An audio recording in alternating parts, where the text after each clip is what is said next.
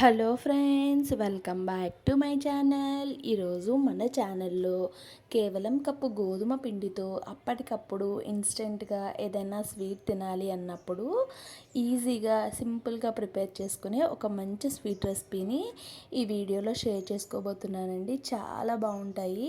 మనకి 10 నుంచి 15 రోజుల పాటు నిల్వ కూడా ఉంటాయండి. చాలా తక్కువ ఇంగ్రీడియంట్స్తో అప్పటికప్పుడు ప్రిపేర్ చేసేసుకోవచ్చు. మరి ఇన్స్టెంట్ స్వీట్ రెసిపీని ఈజీగా ఎలా ప్రిపేర్ చేసుకోవాలో ఈ వీడియోలోకి వెళ్ళి చూసేద్దామండి.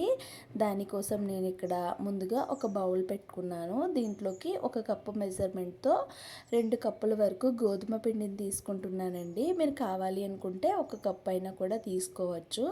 2 కప్పుల గోధుమ పిండికి 1/2 కప్పు వరకు బియ్య పిండి వేసుకున్నానండి. తర్వాత ఏ కప్తో అయితే బియ్య పిండి వేసుకున్నామో అదే కప్తో 1 కప్పు వరకు పంచదార, అంటే 2 కప్పుల గోధుమ పిండికి 1 కప్పు పంచదార పర్ఫెక్ట్ స్వీట్ అనేది సరిపోతుందండి. దీంట్లోకి మంచి ఫ్లేవర్ కోసం కొంచెం యాలకుల పొడి వేసుకొని కలుపుకున్నాను.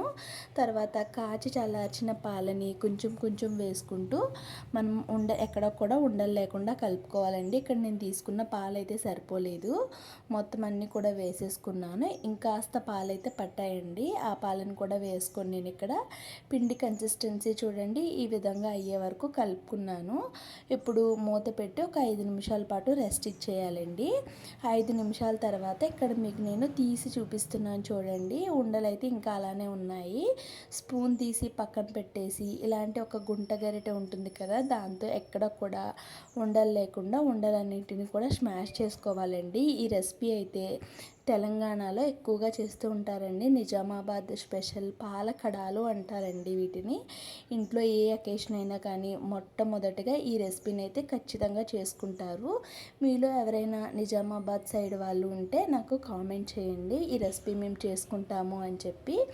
ఇప్పుడు మనకి కన్సిస్టెన్సీ పర్ఫెక్ట్గా ఉంది కదండి. ఇప్పుడు స్టవ్ వెలిగించి డీప్ ఫ్రై కోసం ఆయిల్ పెట్టుకున్నాను. ఆయిల్ బాగా హీట్ అయిన తర్వాత ఇక్కడ గరిటెని మనం శుభ్రంగా క్లీన్ చేసుకొని ఆయిల్లోకి కొంచెం కొంచెం డ్రాప్ చేసుకోవాలండి అప్పల్లాగా.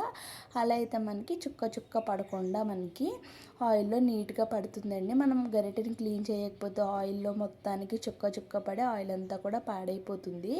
ఇక్కడ మీరు గమనించినట్టయితే చక్కగా ఎంత బాగా పొంగుతున్నాయో చూసారు కదా.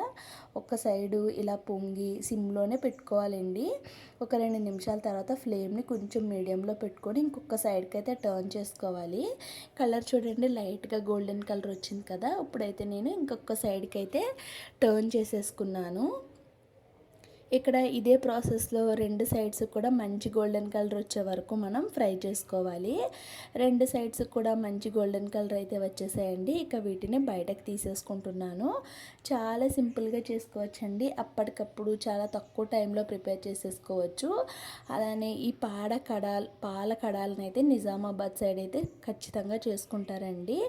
ఇది తెలంగాణ స్పెషల్ రెసిపీ అనమాట. ఒకవేళ మీకు ఈ రెసిపీ నచ్చినట్టయితే వీడియోకి ఒక చిన్న లైక్ చేసి ఛానల్ని కొత్తగా ఎవరైనా చూస్తున్నట్టయితే సబ్స్క్రైబ్ చేసుకోండి. అలానే మన ఛానల్లో ఇంకా మంచి మంచి రెసిపీస్ ఉన్నాయండి. ఒకసారి రెసిపీస్ అన్నిటినీ చూసి మీకు ఎలా అనిపించాయో కామెంట్ సెక్షన్లో షేర్ చేసుకోండి. అండ్ అలానే ఈ వీడియో నచ్చితే వీడియోకి లైక్ చేసి ఛానల్ని ఎవరైనా కొత్తగా చూస్తున్నట్టయితే ప్లీజ్ సబ్స్క్రైబ్ చేసుకోండి. Thank you so much for watching my channel friends. Please watch more videos అండి.